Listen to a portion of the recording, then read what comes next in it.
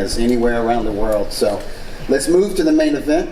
Ryan, I'm going to start with you. Everybody talks about the grudge between you and Devin Haney, but it feels like there's a grudge between you and Rolly Romero here. And I seem to remember years ago when you guys were prospects at lightweight. You might have been at junior lightweight at the time, as a matter of fact. There was a lot of talk about a sparring session, and there was John going back years ago between you two. Can you talk to us a little bit about that? I think we sparred about 8 years ago. It was a little rough sparring, I guess, but he continued to use that sparring to kind of boost up his career. Credit to his point. But I don't have no bad blood to him. I'm here to do my job and set up that rematch. But I'm not overlooking him at all. I know that he's going to come to fight. It's a big opportunity on the main stage, so I got to be sharp and prepared. I was interviewed last year, I think it was Ellie Seckback, and he brought up this matchup. And he said, well, who do you like in it? How do you see the fight? And I said to him, whoever lands first has a huge advantage immediately. It's like a lightning bolt left hook and a bomb of a right hand with Rolly Romero. Rolly, let's turn it over to you. That sparring session, it seems like Ryan's saying that you were kind of clout chasing, calling him out back in the day, but I guess that's what young fighters do. But you do more than just talk on social media. I know you're a good interview. You move the needle. You got personality, but you're a former junior welterweight champion, and you've done a lot, even though you didn't have that extensive amateur background like everybody else up here has. I mean, if I was clout chasing, he would have had clout. He didn't have clout at that moment. He didn't have anything. So, but it's just sparring. We're gonna see in the real fight in the ring on May 2nd, and we're gonna make it a big fight. We're gonna make it one of the biggest fights in U.S. history, and that's for sure. Rolly, I want to stay with you. The other guys, they've moved up in weight. We're talking about Devin and Jose Ramirez, and they had sort of hit their limit, making 140 pounds. I used to look at Ryan, and I used to look at you, and just wonder, how do these guys make 135 pounds? The fact that this fight is taking place at welterweight, does that suit you? Is that better for you? I mean, I called this years ago, saying that me and him were going to fight at welterweight, and this is when we were both 35-pounders. So, I mean, I long outgrown 140. I definitely outgrew 135 long ago. When I was 35-pounder, I should have been a 40-pounder. When I was 40-pounder, I should have been a 47-pounder. So, I mean, I'm like all muscle. Does that affect your stamina? Does that affect your punch resistance when you're boiling down to make an unnatural lightweight? I mean, it affects everything. I mean, it affects timing, explosive, everything. Anything you got, it really affects you. Can you talk to us just a little bit about how important this fight is to you? I mean, is this the most important fight of your career, even though there's not a world title on the line for it? You're fighting one of the most popular fighters in the sport right now. No, we're fighting for WBA. Is it the full world title? No, it's the regular. I'm sorry, guys. I just recognized the Ring Magazine title, but you guys are real. You guys are real fighters. You guys are. It's a very good. Hey, Turkey! I am your champion, by the way. Ring Magazine. I am your champion. We don't give a fuck what you Your Excellency. I am your champion. Bro, we don't give a fuck, bro. I'm tired of hearing this shit. We don't give a fuck. Boxing, baby. You gotta respect the origin. Promise I'm gonna get 1600 BCE. Enough of this shit. You guys are so boring. You guys are talking so polite to each other. That's how we keeping it. You guys are all talking so politely, man. We gonna run that. Remember that. We're gonna run that. Yeah, I like it. I hope, but like, bring it in. 100%. Bring it in. Y'all not even put the tip in yet. Like, come on, pause, by the way, pause. But y'all haven't put the tip in, bro. All right, getting fired up, Ryan. Okay, I'm gonna. Hey, end nobody talking shit right now. That's crazy. I'm gonna end this session with the question to you, and I spoke to you a little bit, at the hotel a few hours ago. Okay. And we talked about you going into that first fight with Devin Haney and all the chaos, and you admitted you were not at 100%. There was drinking, there was smoking. You could have been in better shape, and you told me you got that out of the way. You're not drinking and you're not smoking. Do you have a renewed dedication to boxing and a renewed vigor for boxing? Because you're going to be fighting Rolly Romero, but I feel like you got Devin Haney in your sights, and it looks like you've got Teofimo Lopez in your sights. Well, yeah, I mean, I want to be great. I've always wanted to fight the best fighters in the sport. As far as, my problems outside the ring, I've always had those problems. I mean, I don't know who else struggles with stuff like that, but that's just something I was struggling with. And I want to just show everybody that you could come back from anything. And I want to show my dedication to the sport and just be a true professional. I admit my wrongs, and I don't want anybody to, take my actions of drinking and smoking before the fight and try to, think that's a way to handle yourself as a professional. So I came here to change that, and this is my first fight to get respect back and then prove everybody that it wasn't a fluke, and I'm ready to do it. You inspire us all, Brian. I like it. You can always come back. There's redemption can be found in the ring and that path to the ring. So I love that, and I love the professionalism. I actually like the laid back, Brian. You're a cool guy. You could be a cool guy. You could be a cool guy. All right. So before we stand you guys up for the face-offs, I'm just going to get some final remarks from our esteemed guests here. Let's start with Rick Reno, COO of Ring Magazine.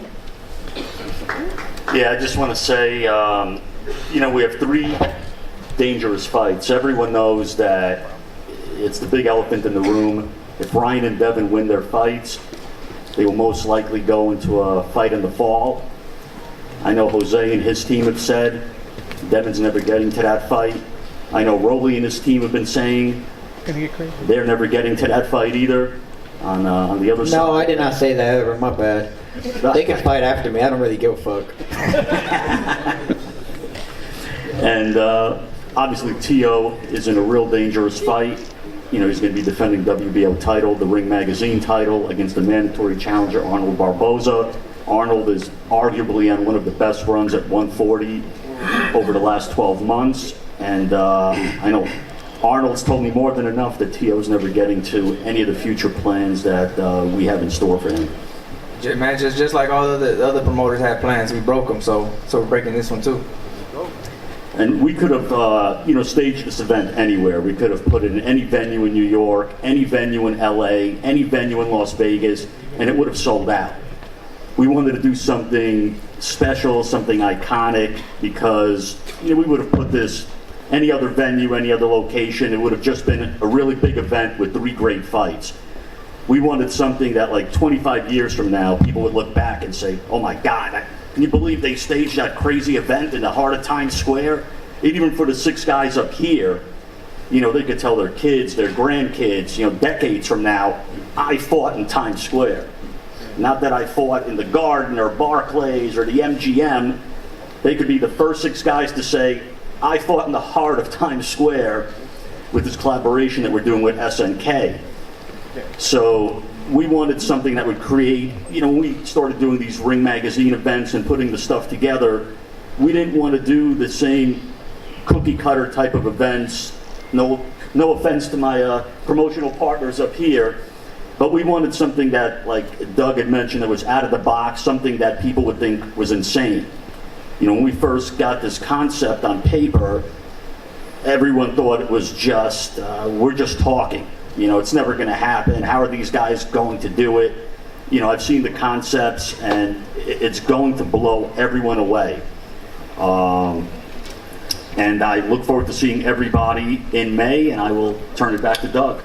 All right. Yeah, there's amazing things to come. There's some people in the boxing world who say, man, it's, there's some big fights being made in boxing right now, and it's great, but it's all going to Riyadh, Saudi Arabia. And it's like, no, there are going to be some huge events happening this year in America and in the most amazing, just imagination-stretching locations. I'm talking about like historical monuments. I'm not going to say where, but just stay tuned because there's some really exciting stuff to come.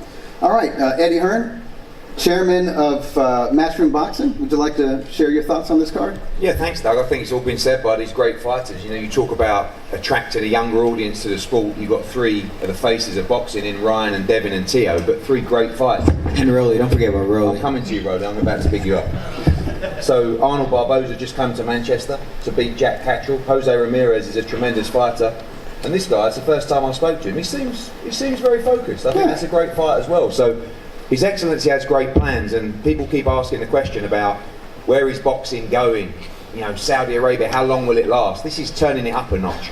Because with SNK and Fatal Fury and Ring Magazine, the other thing that you didn't mention is 6 days before, you've got 65,000 people at Tottenham Hotspur Stadium for Ben Eubank. That's the first Ring Magazine SNK Games presented event. And that one, of course, is in front of 65,000 with a huge gate. Yeah. And when His Excellency said about doing Times Square and shutting it down, the first thing any promoter would say, what about the gate? But there's a method to the madness. It's a vision, and it's raising the profile of the sport so that everybody will tune in to the madness of closing down Times Square. The fights are the fights, and they're tremendous fights, and it's the right demographic to drive that audience. But the fascination with the concept of what he's doing and where he's placing these fights is going to make this a huge, huge draw on the night around the world. And you know, I'm baffled by the plans. I know, you know, you're talking about other plans and locations. I've never seen anything like it, and I think we should all just realise what a good place boxing's in at the moment. And you know, the famous words of thank you to His Excellency gets bandied around a lot, but really the vision that he has, and not just him, but you guys at Ring Magazine and the team, you've never seen anything like this. Operationally, this is one of the biggest jobs that's been done in boxing, to close down this area for our sport. And right now, there's never been a hotter time for the sport of boxing. So good luck to all the fighters, and great to be working with Oscar and Brad and all the promoters coming together to just continue to change the face of boxing. And that's what's happening right now. This sport is on fire, and this is going to be another huge event in 7 days. Ben Eubank, Fatal Fury, SNK, Times Square, and of course, don't forget moving into the Canelo event in Riyadh season. What a time for boxing, and it's only just beginning. It's good stuff. When young fighters, we have young fighters here, when young fighters are willing to challenge themselves, and when the promoters are willing to work together, nothing beats boxing. Brad Jacobs, you represent Top Rank, and that's the oldest venerable boxing promotional company in the world, really, since the mid-'60s. Obviously, Top Rank has been involved, and you yourself, during your Hall of Fame career, you've witnessed a lot of very interesting boxing events. What are your thoughts on this card? Yeah, thanks, Doug. Appreciate it. Certainly, like you said, I've been involved in a lot of huge events, but nothing like closing down Times Square. I mean, it's incredible. It's a testament to the fighters here on the dais. It's a testament to His Excellency and you guys at Ring Magazine. So we're just looking forward to it. The bottom line is Teofimo, not only a great fighter, but he's a showman, and he's going to prove that and steal the show on May 2nd. All right. I know that's right. This is takeover, Times Square takeover. You know it. Oscar De La Hoya, the founder and chairman of Golden Boy Promotions. Thank you very much. Thank you for being here. Look, May 2nd will be one for the history books. A full-scale sanctioned professional fight held in the center of Times Square, which will be unprecedented. This event will come to life thanks to Salah Sports, Turkey Al-Sheikh. Their vision is unmatched. The sport of boxing will be on the global stage that evening with the bright lights of New York in front and center. This is what American boxing is all about. This is the highest level of boxing, especially at these weight classes. Thank you to Turkey for making the fights that everybody wants to see. This is truly a special one for the ages.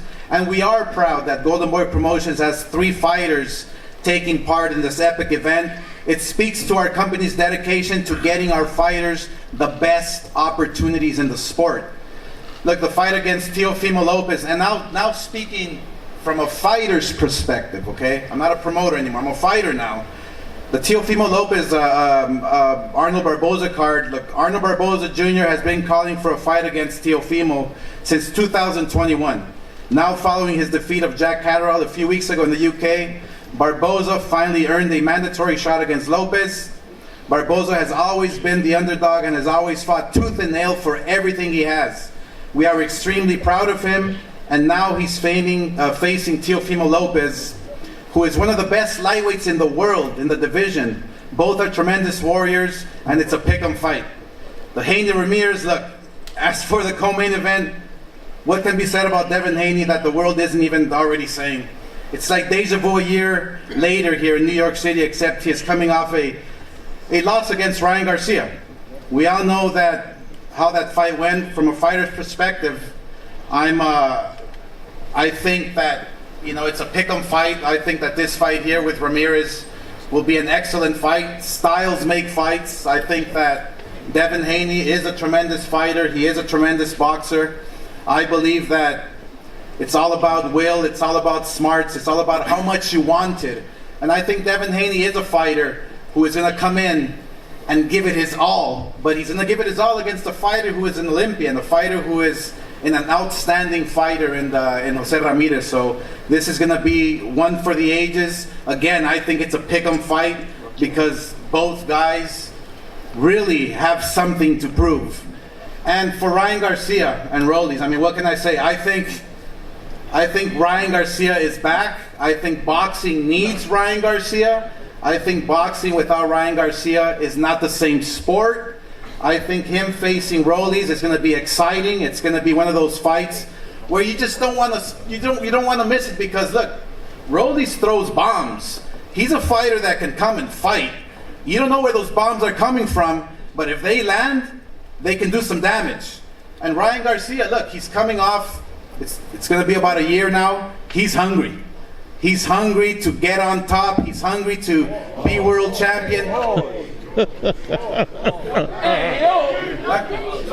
man. You gotta pause. There's no getting. Oh, sorry. All right. My bad. All right. It's got that. All right. No, you know, he's ready to just get on top of the boxing world. He's ready. You know. So this fight card, look again. Thank you, Turkey, for making boxing great again.